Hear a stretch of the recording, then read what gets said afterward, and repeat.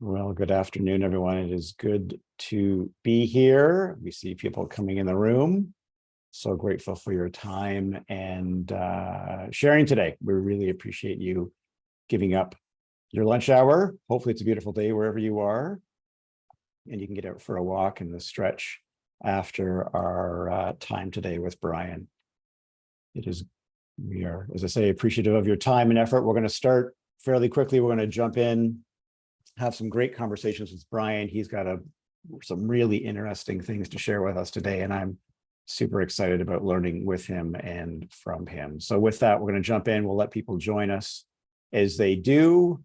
And I just want to say hello and thank you again for joining us. My name is Curt Hammond. I'm the Chief Learning Officer at foursimplewords.ca, and we are on a mission to transform lives and organizations through the power of service. And we're on a journey to explore what it means to be in service, and conversations like our forums are one of those ways where we can tap on the network that we're so grateful to have and just ask people, smart people like Brian, some really interesting questions about how we can be better in service to others and the organizations we serve.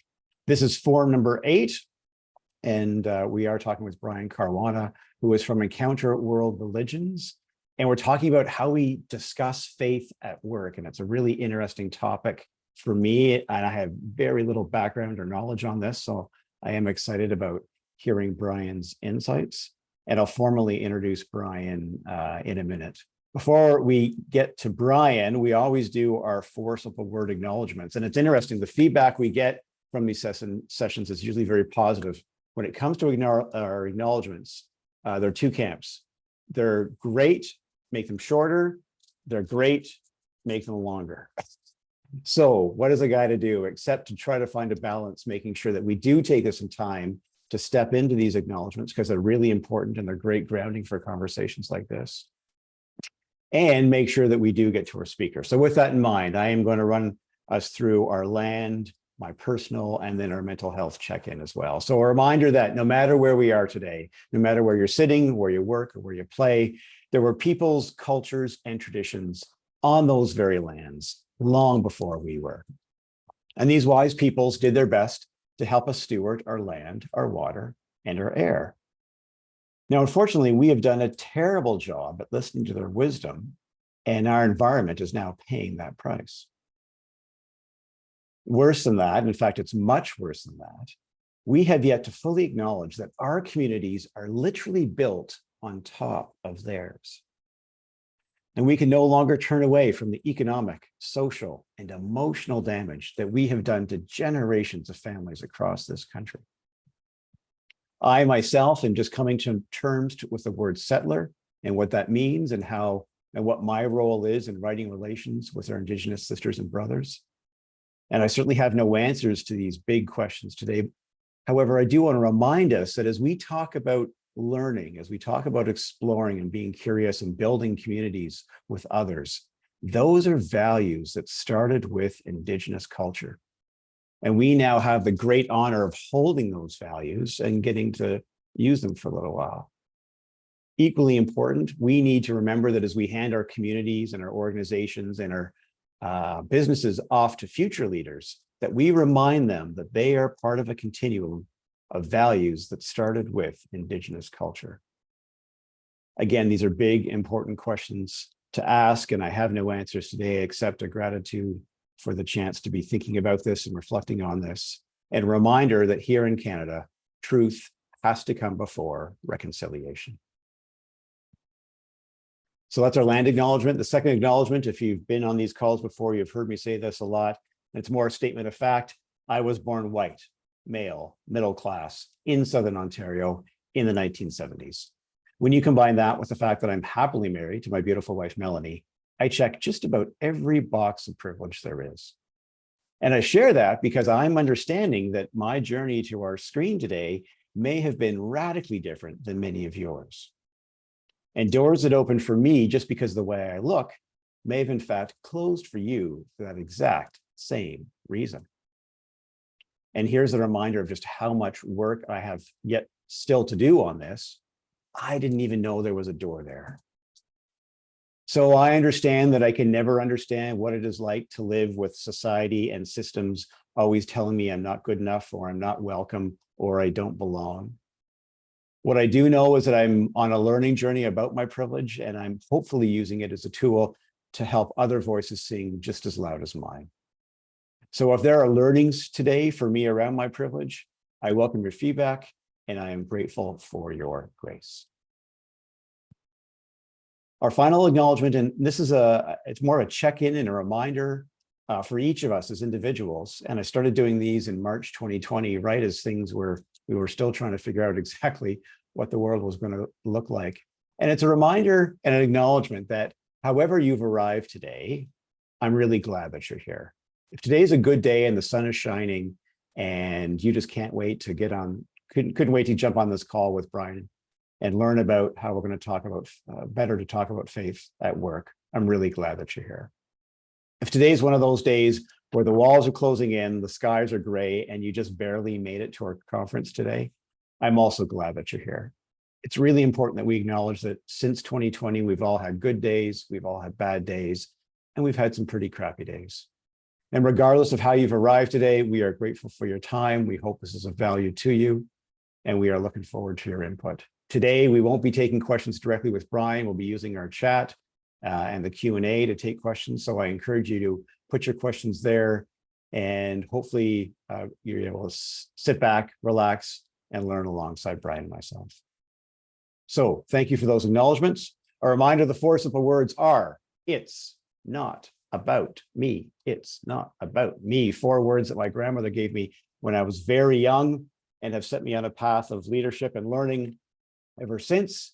And now, as I mentioned earlier, I'm on a journey to try to help other people step into this idea of what good service looks like. You can learn more at foursimplewords.ca. We've got all kinds of great content on there.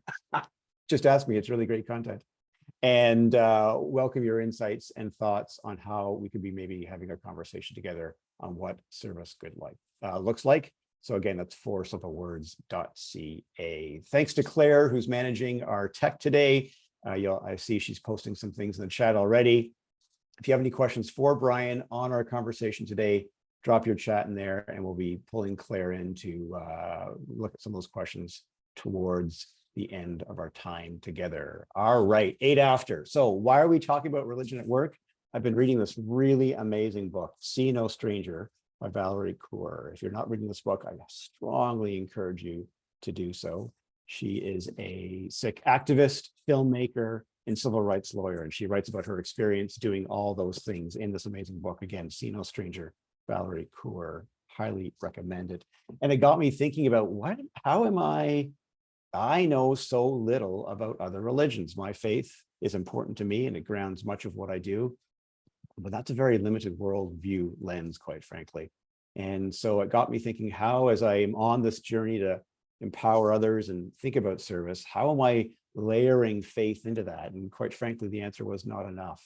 So how lucky am I that I've got a really smart friend named Brian, who actually is really, really knowledgeable about this. So just so excited and grateful that my friend Brian Carwana can join us today. So Brian's going to turn on his screen and join us. And while he's doing that, let me just offer you Brian's bio, just to remind you of the extensive knowledge and insights that he's going to bring. So Brian, thank you for being here. I'm just going to share your bio. Brian is the director of Encounter World Religions.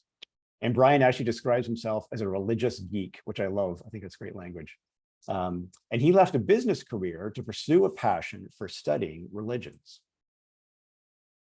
Through Encounter World Religions, Brian has acquired a practical education by listening to religious leaders, observing worship, and visiting houses of worship. In addition, he has a master's degree in religion and culture and a PhD from the University of Toronto, where he studied religion and politics. Each year, Brian speaks to thousands of people around the world, in person and virtually, about religious diversity. Over his 20 years with Encounter, Brian has consulted on religious diversity and literacy to police, healthcare, and not-for-profit and for-profit organizations. He's worked with the Canadian Centre of Diversity and Inclusion. He has written articles for the Interfaith Observer, the Canadian Interfaith Conversation, and many other outlets. Religion remains, for Brian, one of the most interesting facets of life for understanding global politics, social movements, workplace cohesion, which is going to be our focus today, and perhaps most importantly, our own lives. So Brian, thank you very much for joining us today. It is a pleasure to have you here at Force of Words. Thank you, Curt. I really appreciate the invitation, and thank you to all of you who are here today. I hope the hope at the end that you'll feel like this was a good use of your time. Absolutely. 10 after, everybody. So how about that? We compressed down our acknowledgements and introductions well enough? I hope so. Again, welcome your feedback on what can make these sessions the most productive as possible. Let's jump in. Brian, I'm making some assumptions here, so set me straight. What is religious literacy? Yeah, it is what it sounds like. It's certainly, it's non-sectarian. It's not the promotion of any particular religion or even religion in general. But what it is the literacy about, we often say about people's diverse religious, secular, and spiritual identities. That it is to include everyone, the atheist, the devout, the spiritual but not religious, but just it's so that we're conversant. None of us likes being illiterate about things. Right. So it's about becoming conversant so we can connect and communicate with one another, better and more authentically. And I think it's really interesting. This isn't about promotion of any one religion or even religion itself. Is that what I heard? That this is just about, is this how each of us can interpret spirituality? Yeah, it's definitely not promotion. Yeah, I run a Canadian charity, Encounter World Religions, and as I say, it's about the fact that this country is super diverse. Like on religious diversity, I think we don't understand how diverse it is. Many people are like, oh yeah, we're diverse. The United States is diverse. The United Kingdom is diverse. Not like us. We have per capita about twice as many Buddhists as they have in the States. We have 150% as many Hindus. We have 4 or 5 times as many Muslims as in the United States. And when it comes to Sikhs, we have about a dozen times as many per capita. In fact, we may actually have more Sikhs, even though there are 350 million people south of the border. Right. So we have a really diverse country, and you're encountering that at work. You're encountering it with your kid's classmate or your kid's boyfriend's family, maybe yourself, your own family. And to be illiterate about this just creates a lot of barriers. I think it's bad for us at work. It's bad for us in our society. So literacy is about being able to connect. Love that. I love that. Because that's what we want to do here, right? We just want to be able to connect. And I think back to our conversation with Marva last month, around belonging, we don't want to mess this up, right? Like, I think I hear that. I hear the religion as a lens a little bit with some clients. So talk to us a bit about why businesses and employers are interested in this. Like, why does it matter to them? Yeah, it has often, even in equity inclusion places and spaces, religion often gets sort of left aside. I sometimes say that even in DE&I spaces, it's kind of a third rail. You mentioned I work with the CCDI. I mean, they're experts on so many things, but on this one, they were like, boy, this isn't our subject matter sort of expertise. And they're a leading organization in Canada. And there's data for this. Folks in the United States have looked at like the ED&I pages for Fortune 100 firms who are, often leaders in this space, and like half of them don't mention religion. Right. But that's changing. There was actually an article just in the Wall Street Journal 2 weeks ago saying, okay, businesses are wising up about this. In a nutshell, businesses are interested in people. I think many organizations today are realizing that their key asset is people. How to attract them, how to engage them and maximize their skills and their contributions, and how to retain them. And when we don't talk about religion, really you are not silencing religion, you are silencing people. I often say religious literacy and inclusion isn't actually about religions. It's about people. It's about your accountant. It's about your salesperson. And that silence, tells people that they don't belong. If I can add this, many of you will be familiar with the idea of psychological safety, right? Psychological safety is, do you feel like you belong? Amy Edmondson from Harvard calls it permission for candor. you've all been in groups where you belong and you can say, I think that's crazy. And I think we should, and you can throw out a half-baked idea. And you've all been in environments where you don't dare do that, where you sit, wait for someone else to say it. And there's endless studies that show that where there's psychological safety, you get divergent thinking. The group comes up with new ideas. The group highlights blind spots, and they just do better. And in Canada, there was a study about a year and a half ago, and it asks one of the most fundamental psychological safety questions there are. Do you feel comfortable speaking up at work? And the group in Canada that scored worst, the absolute worst, were religious minorities. They Right. scored worse than gender, worse than women, worse than racial minorities. It was about 40%. So if they feel like they can't speak up at work, they don't get noticed, you don't get their contributions, they don't feel like they belong, they don't get promoted, they leave. So it's really about maximizing. There's a business case and a moral case. None of us Yes. want to do that to people. And from a business perspective, it means, we lose them. I love that. And I love that reframing. This is about religion. This is about people. And Yeah. then the extension of that is this is about, in the healthy sense of the word, maximizing the impact they can have on my business, my NGO, or my classroom, or whatever, right? My healthcare system. Yeah, I love that. Yeah. Oh, so good. Claire, let's open up our first poll just to take the temperature of the room from everybody before we jump into more conversation with Brian, but kind of building on where we are. The question is, how would you rate the quality of conversations you're having at work about religion? And again, no right or wrong answers here. We're just kind of curious to get a sense of where people are at. I'll give you a few seconds for that. I also, Brian, really appreciate this idea that literacy is about connection. It just allows me to connect with people, whether it's religious or any other lens we put on there. That's great language. Yeah. We have got a mix here. I think there's one person left. I'll give you a chance to respond in 3, 2, 1. You snooze, you lose. All right, Claire, could you mind sharing those results?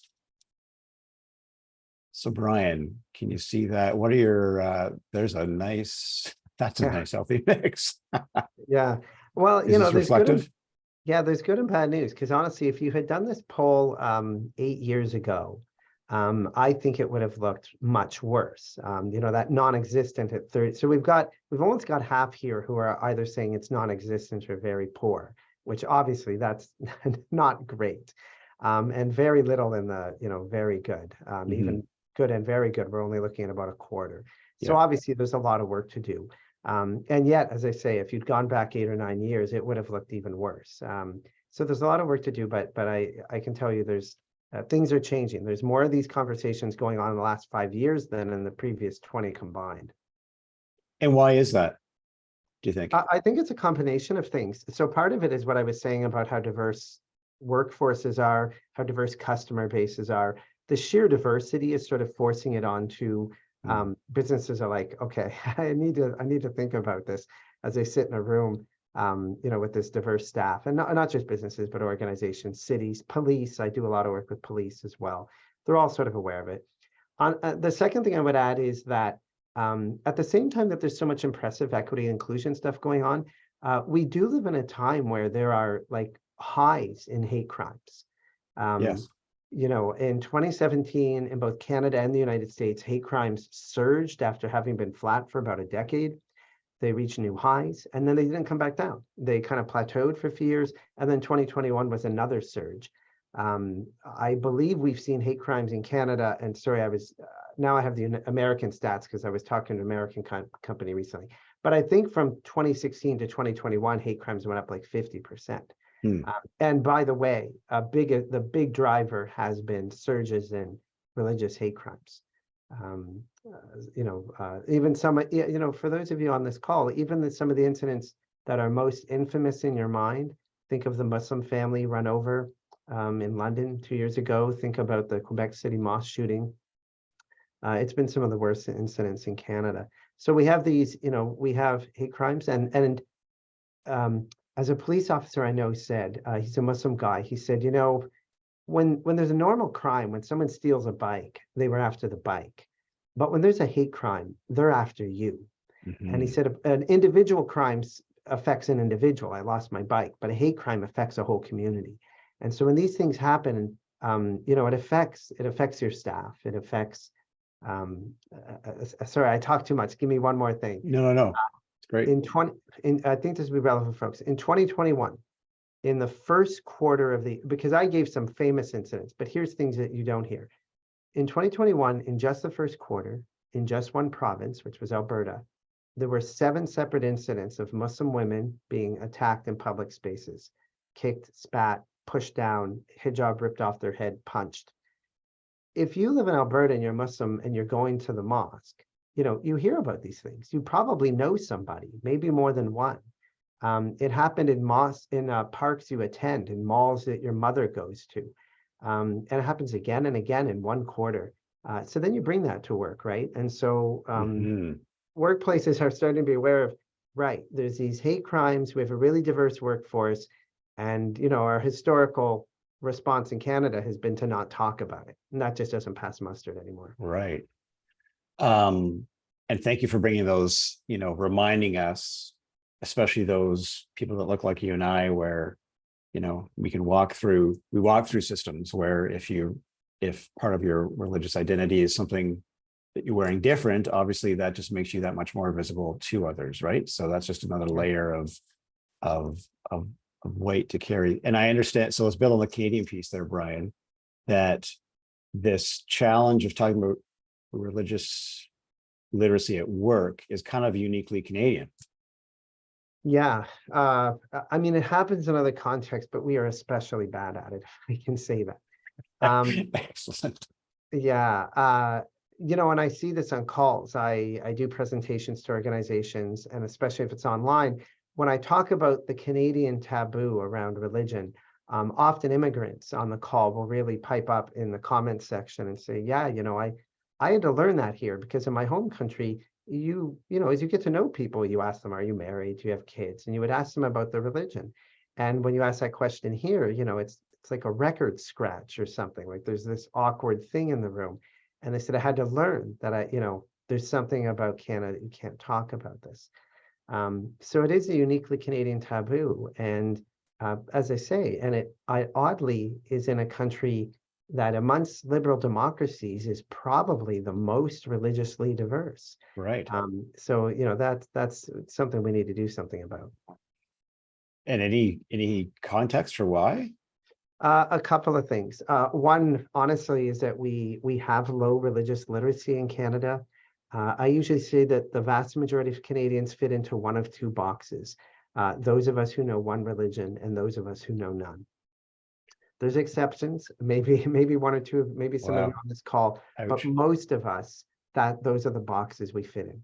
We don't educate on religion because we're terrified of it. We don't, like in the UK, they teach about religions in schools.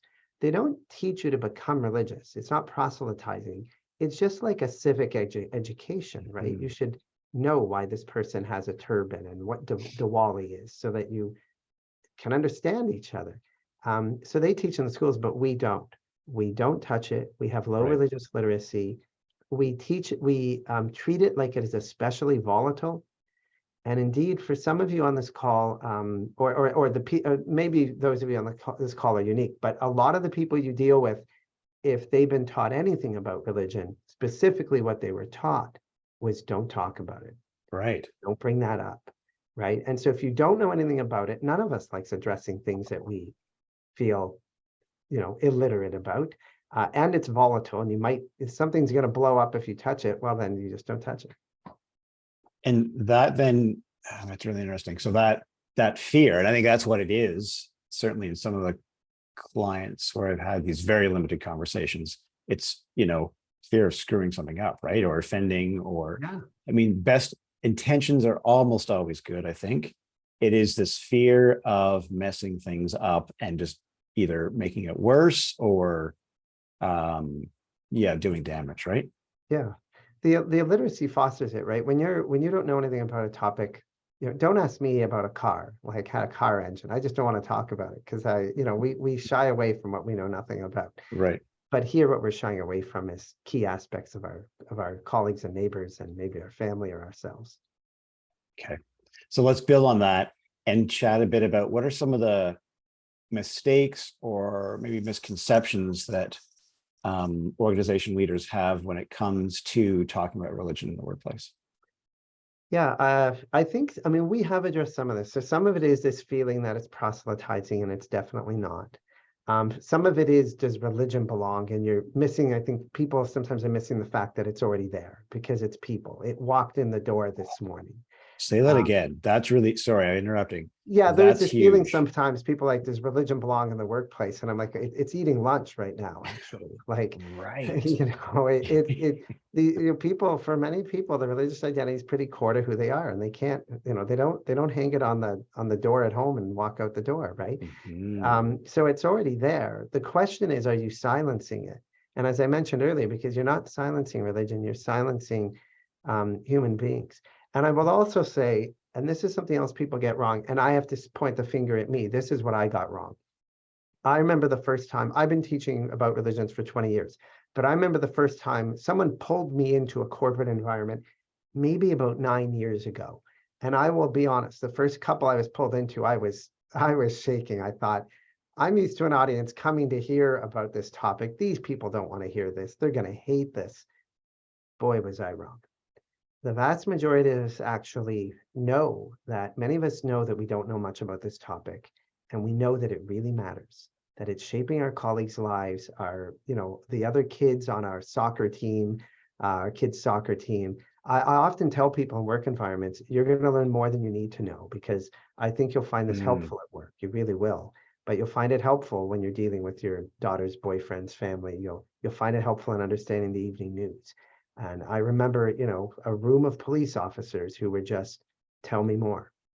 And people, I think we underestimate, actually, we want to understand one another. We want to get rid of those barriers. We don't like them.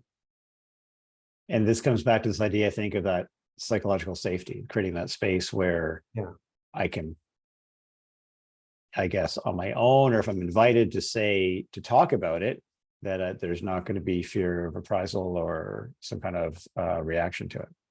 It is, psychological safety is so often small things. It's Ramadan. Do people come up and say, hey, Ramadan's coming up, I want to wish you a happy Ramadan. How, what do you do to celebrate it? I know there's an Eid at the end. How do you celebrate that? And oh, this is what we do. We go to my mom's house. She makes this dessert. Hey, my grandmother makes something like that. Like that is it, right? It's just, you're not treating them like a widget who's delivering a product, delivering Right. the accounting numbers. That getting rid of the taboo is just so important, and this is core to people. And if you can show them that they belong, it matters. Oh, I love that. And I just love how you're really, I think what I'm hearing here is that this doesn't have to be big and complicated.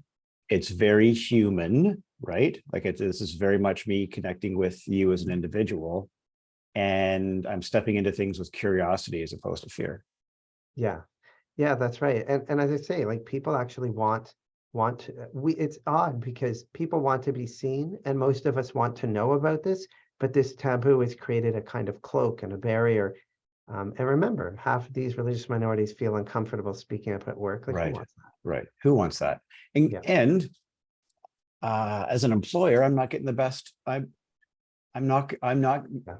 again, in the healthiest, most appropriate ways, I'm not maximizing the full value of that Yeah. individual can bring to whatever our mission is. Yeah, I mean, the beauty of this is I that the love that. moral and business case are the same. Yeah, right, By right. making them Oh, feel good. belonging. And it's not just that they feel better belonging, it's the person who's not religious feels better, that they're better connected to them.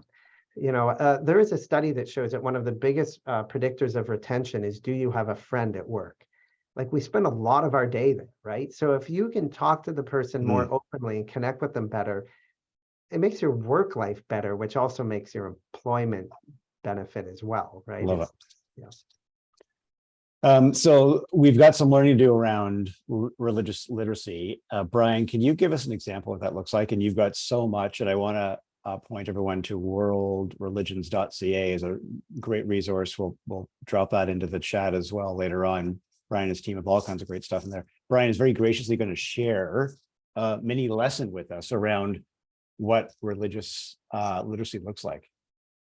Yeah, okay. Thanks very much, Curt. And I hope everybody finds this valuable. This is a talk I've given in many environments, including many boardrooms and government and police, etc. It's called The Western Lens. What is religion? Oddly, this word is only a European word. You'll find it in Swedish and Czech and German, but there's no word for this historically in Mandarin or Hindi. First Nations don't really have this word. Some have developed in the last century because of interaction with the West, but traditionally, no word. Why does that matter? It matters because the word has been shaped, therefore, by European history. And so I'm actually going to give you a little history lesson, but I promise you it'll be very brief. And as you'll see, the next slide is going to shock you, but as you'll see in a few minutes, we're not talking about the past, we're talking about you and I today. This is Martin Luther, who many of you will know started the Protestant Reformation 5 centuries ago. He lives at a time when the Catholic Church has tremendous power in Europe. It owns vast tracts of land, and it really controls your salvation. And with that power came some corruption. Many Catholics today would grant this, and honestly, many Catholics at the time said, we need to clean this thing up. And one of them was this guy, Martin Luther, a very devout Catholic monk, but he was very headstrong, and the Pope was headstrong, and they clashed. And so you get the split, you get the Protestants or the Protestants. As often happens in human cultures, you will often find that when a pendulum swings hard in one direction, the counter movement does not get you to center, but goes hard the other way. And that happens with Luther. And so Luther's first complaint is with the Pope and the priesthood of those days. But he does not merely criticize this Pope or the priests or what they are saying. What he says is the bigger problem is authority should not come from priests and popes. True authority, he says, should come from a book. Books over priests. And we tend to think that today. When I take people around, they often, if they hear something from a cleric they don't like, what they want to know is, what do their scriptures say? We think books are like the heart of religion. That's number one. Two, the church's power was also that it controlled certain rituals or practices called sacraments.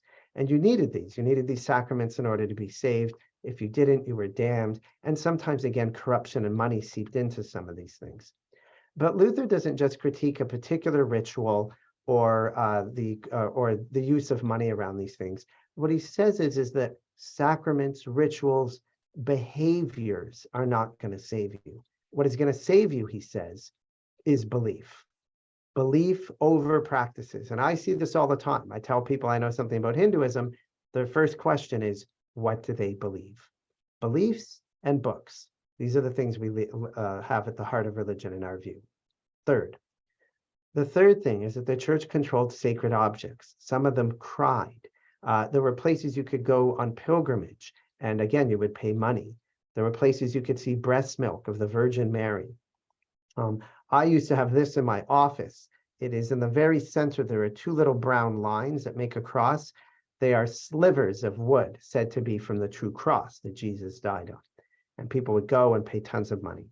And the reformers hate all this stuff. They get rid of the statues. They say there's so many pieces of the true cross, you could rebuild Noah's Ark. And so this is the third thing, is that they say real religion is not in physical things. It's not material or exterior.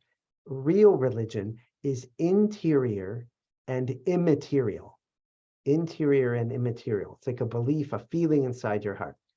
And so this is what we think religion is. It's books, it's beliefs, it's interior. And there's one more thing.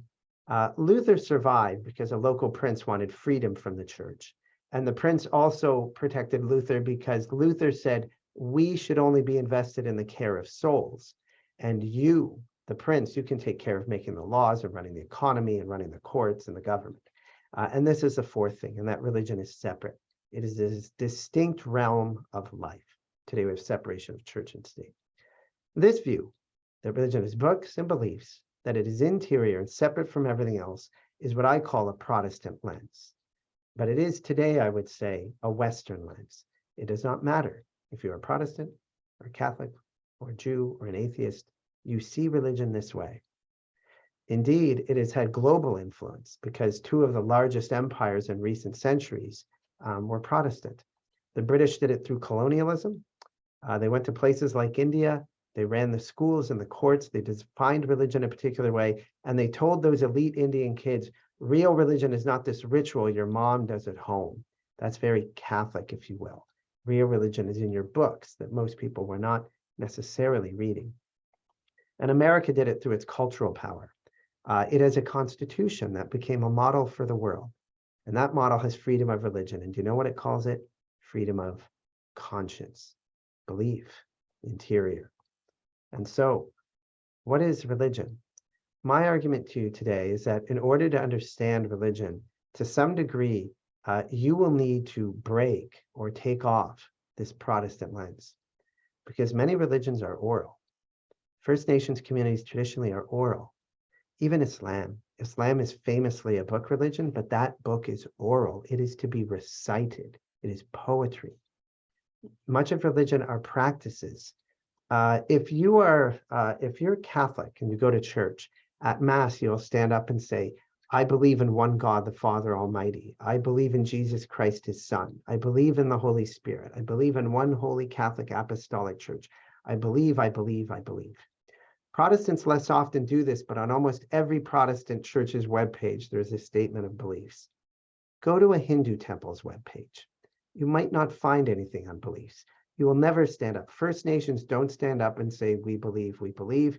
What they do is they drum, they dance, they offer tobacco. It's practices and rituals. Jews too, it's about following the law. And many of these religions are not interior. They didn't have the excesses of the Catholic Church 500 years ago, so they didn't see all objects and stuff as like terrible things. For many folks that you interact with, religion is on someone's head. It's a beard that they have not trimmed. It is a medicine pouch or a kirpan that they carry. They have interior components, but they have not stripped the exterior. And often religion is embedded. It is culture, it is law, like Sharia law or Torah. It is medicine, Ayurvedic medicine. First Nations speak of medicine. Chinese medicine borrows from Taoism. This stuff is so embedded, ladies and gentlemen, my friends, that it even affects our laws. Do you remember this guy, if you're of my generation? This guy, Baltesh Singh Dhillon, went to the courts in the late 1980s because he joined the RCMP and they have a uniform and he couldn't wear the black hat because he has a turban. And he said, I'm sorry, I can't wear the hat. And they said, well, we're sorry, you're out. And he said, that's not fair. And he went to court. And it went to the Supreme Court. And I remember that it was huge in the news. People were just irate. Note, the problem wasn't the belief he had. They didn't say you believe the wrong things. They didn't say you read the wrong book. They didn't say what do you feel inside your heart. As long as you fit those boxes, you're fine. But it was on his head and people lost their minds. And the court had to figure out what to do because our laws are Protestant. And to their credit, in my opinion, they changed the laws and said, no, this religion has to include religious practice. Now that's when I was a kid, but this is today. Many of you will know that in Quebec, there is a Bill 21. That means this woman cannot work as a nurse. She cannot work for the provincial government. She can't be a nurse, can't teach 5th grade, can't be a police officer, can't be at that office where you hand out driver's licenses. Why? Because she believes the wrong thing? No, that's okay. Reads the wrong book? That's okay. Some feeling inside her heart? That's okay. But it's on her head and people lose their mind. And there's been all sorts of protests in Quebec, but it is very popular.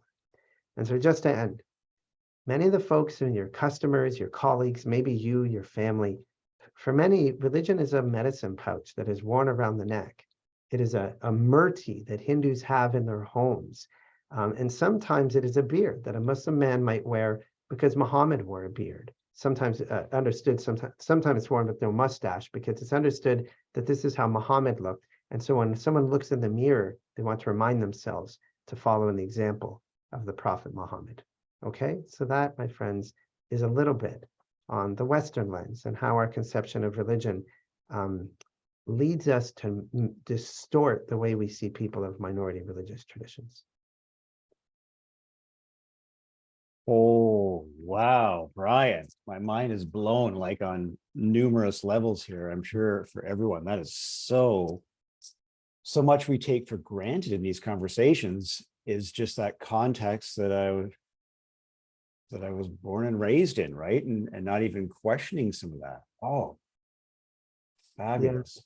Yeah, thanks. Yeah, it is. I mean, it's literally our law codes, right? I mean, they're Mhm. adjusting, but it is the way we see them. And yeah, when you watch religion, when it goes up in the news or some controversial thing, probably 50% of the time, I was talking about those Muslim women in Alberta who were attacked.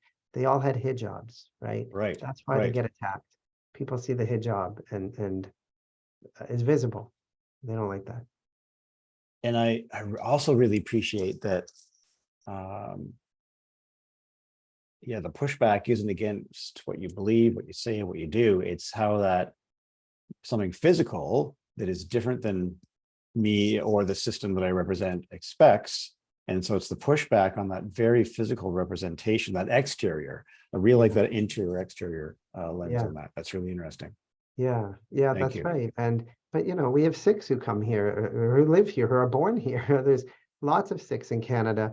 And for them, for those who wear the turban and the kirpan, like that's their religion. That is just central.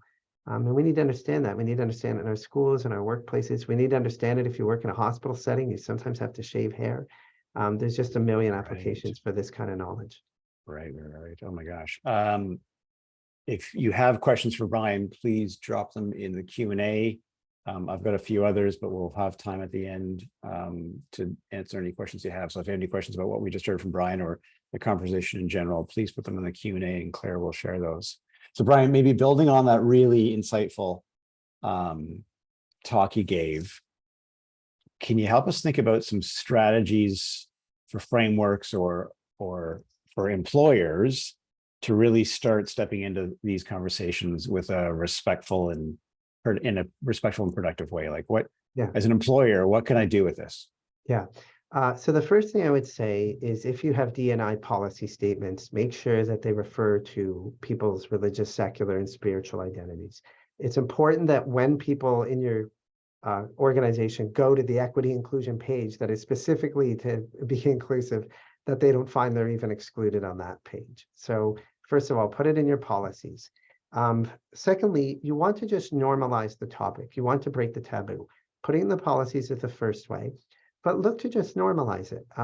A great example here are holidays. If you want a nice, easy way into religions, holidays is the gateway drug.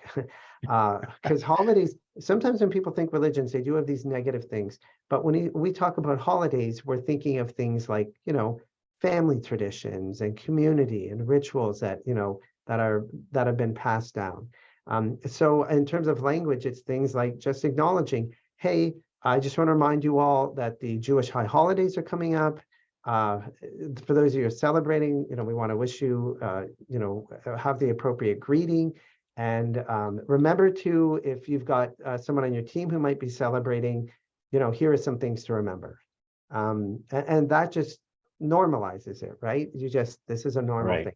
So Diwali's coming up, remember, and then that's some of the language. Some of the things to finish my remember sentence.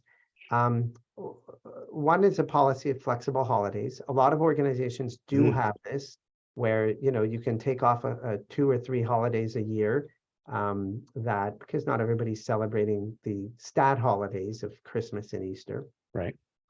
But the other thing is inclusive scheduling. Inclusive scheduling is being aware that there's a team, someone on your team celebrates Diwali, and so you don't schedule big things on Diwali. Yes. I'll give you an example of this. I know a story of he's like a senior vice president of a national retailer. This is not a person of low status, senior vice president, high status organization, but there was a national offsite, people were flying in and it was on Diwali.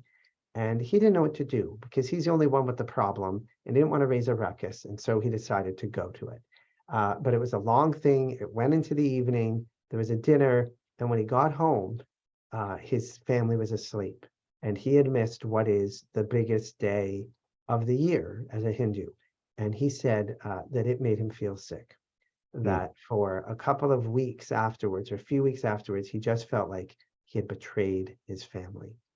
And yeah, and the staff didn't want to do that, And what does that mean for that person's engagement, for their retention, and again, even just from a moral standpoint. Right. Um, Google has inclusive scheduling. They pay attention to holidays. They make sure they're not launching products or something like that on a big day, because then people have to choose whether to not be part of the project, not to have a key role, or whether to skip their holiday.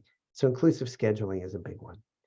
And there's much more, everything from, you can think about prayer rooms and meditation rooms. Um, by the way, I will tell you that while those rooms are very helpful, for example, for Muslims who want to pray, your staff member who is completely non-religious sometimes will find those rooms really helpful. Like, it's just nice to be able sometimes to go away because they're dealing with some stuff in their life. And then they come back to work they feel valued and they're ready to contribute. So anyways, I would normalize the language. You know, holidays, you need to have people saying, hey, Ramadan's coming up.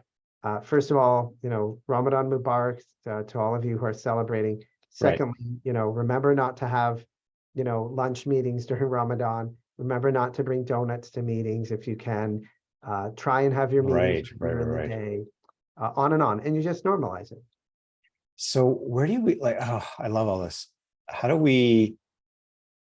Where's a well-intentioned well-intentioned literacy illiterate individual start with that, that base level of ground knowledge? Because I think there's two things that need to happen there. I need to be aware of the dates and the practices and its impact.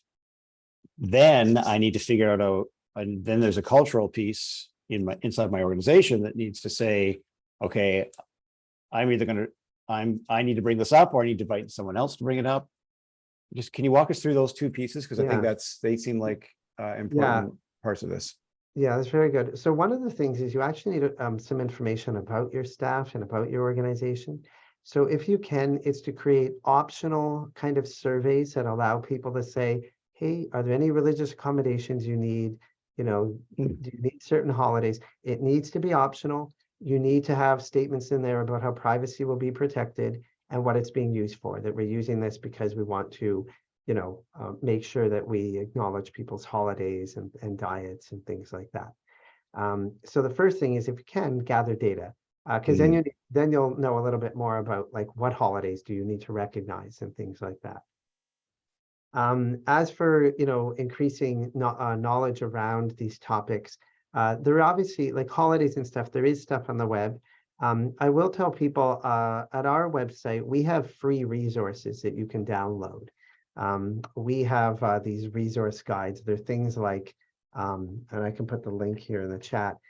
They're things like Judaism and the Welcoming Workplace. There's a link, Islam and the Welcoming Workplace. And they're very short little guides. They're bullet points and pictures. And they say things like, what are the basics of this tradition? Just so I have some broad picture. What are 5 things you don't know? What are some workplace inclusion things around diets and holidays? And what are the key holidays? What are some misconceptions? Right. So those are free. There are obviously other resources. And the last thing, of course, is to do actual religious literacy education at your organization. Right. Thinking about the VP at the large firm. Yeah. Lots of positional power. Yeah. And I'm imagining him feeling very, very torn between his career and this, spending time with his family on this holiday. How else could that have been? And we're inferring and guessing lots around this, but that's a really interesting example. How else could that have played out? I think, that's a national retailer. So I don't want to condemn them. We all make mistakes. I make mistakes. But acknowledging the mistake is, a national retailer should know these dates. Diwali is the biggest day on the Hindu calendar. Right. And you have staff, if you're a national retailer, who are Hindu, and you need to know it. You need to have, you need to do what Google does. You need to have an inclusive calendar that says, okay, there's some days for all, we need to know when the 2 Eids are for Muslims. We need to know this. You can't know everything. Like there are some traditions that are small and your calendar will become overwhelmed. There is more art than science to it, but you need to know when Oh, Diwali is. Like right. that's just a very big day. Yeah. Yeah, and again, part of it might be, maybe they don't have not thought about collecting that kind of data, Yes. right? Gathering information and then having folks, hopefully in HR who are paying attention to that stuff. And it's a culture. It's a culture of religious literacy. And it starts by putting it in your policy and then by changing your conversations and then normalizing that, right? We need to think about these holidays when we have an offsite or when we, Yeah. having a team, when Right. any kind of event. Right.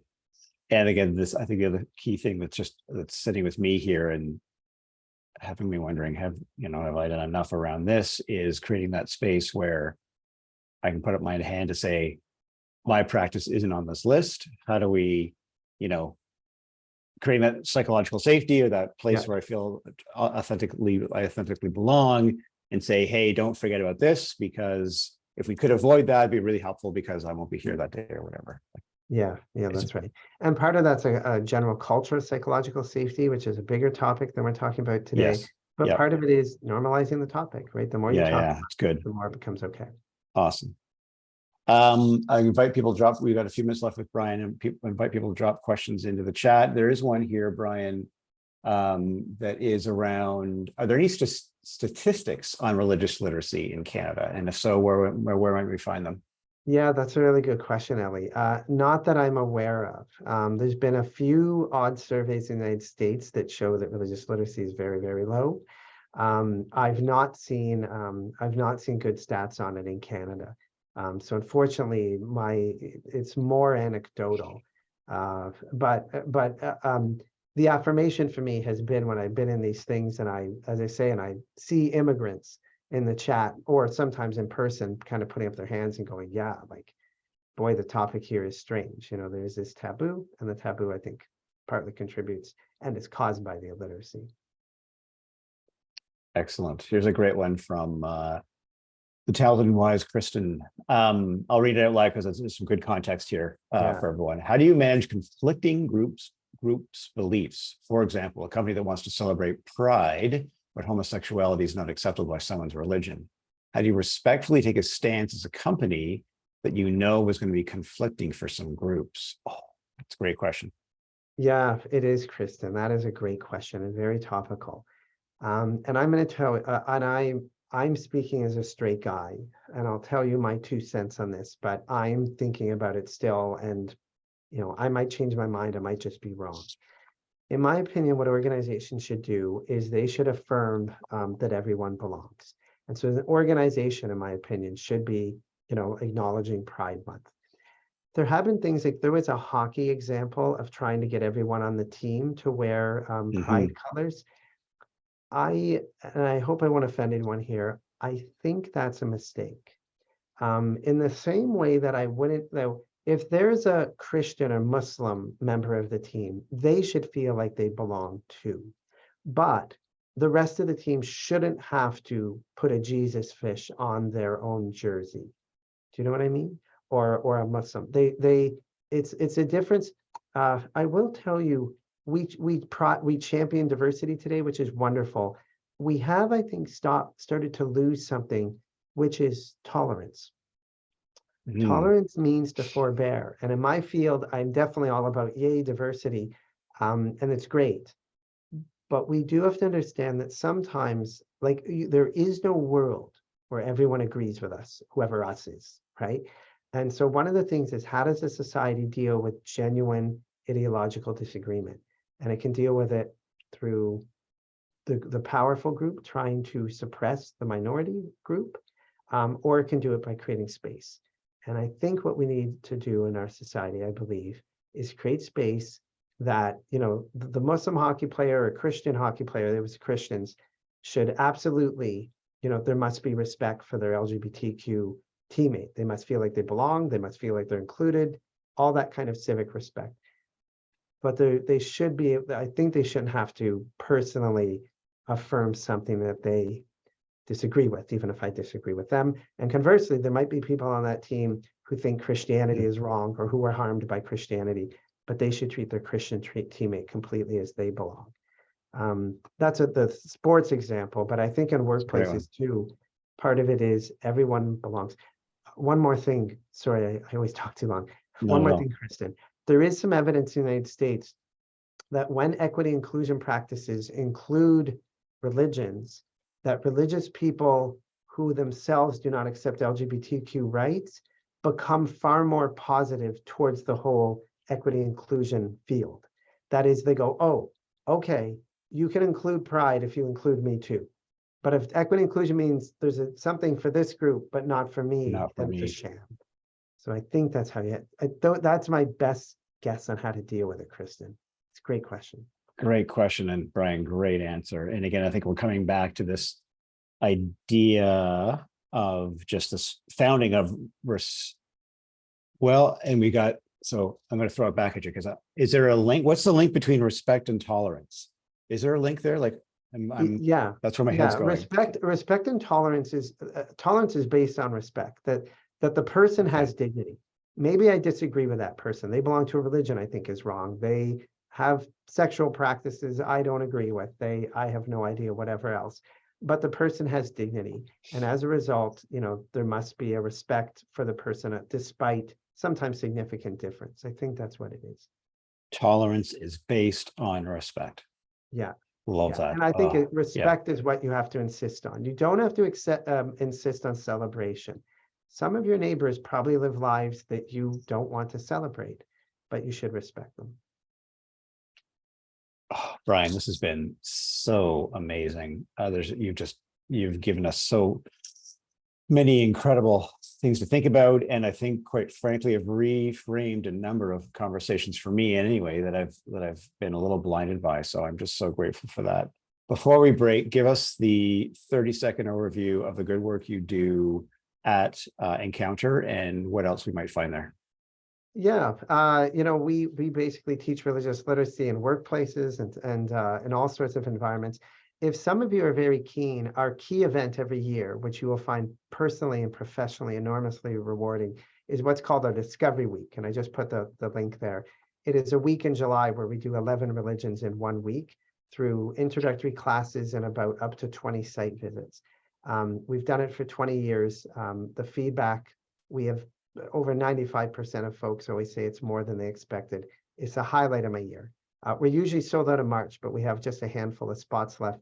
If any of you want to come, at the link, there's a 2-minute video that will show you what the work week feels like. And that is the best thing we do. And we have people come for professional reasons, but probably 3/4 are just there because they say it's like sampling the world in a week. Religion is culture and art and the way we think about sex and politics. And it's really wonderful. So if any of you like to do that, I'd love to have you. If you're interested in those free guides, and if you'd like to chat about your workspace, I love talking about this topic. So I'd love to chat with you, and thank you for your time. And thank you, Curt, for this invitation and for the work you do. Thank you, Brian. What a gift. I see a note here from Anne, that our chat has in fact not been for everyone. Technology. All the links that we've been pointing to today will follow up with an email. So that's on us. I apologize for so many settings. So thank you, Anne, for flagging that for us. Brian, thank you for the insights. Yeah, I have yet to attend Brian's week. It looks phenomenal. And I think scheduling, I need to figure out scheduling to do so. Highly encourage you to do so. I encourage you to check out worldreligions.ca as well. Brian and his team have all kinds of great assets there. Thank you to Claire for helping with their technology. Thank you to you for attending today. Such a gift that people are willing to give up their time to come in and learn alongside us. I encourage you to check out forceofthewords.ca to explore how we are thinking how service can transform lives and organizations. We will follow up on today with a note with all the links that perhaps you missed, and a link to Brian and his good work as well. So on behalf of Brian and Claire, thank you everyone for your time today. It's been a pleasure. Look forward to seeing you again soon. Thank you. Thank you, everyone.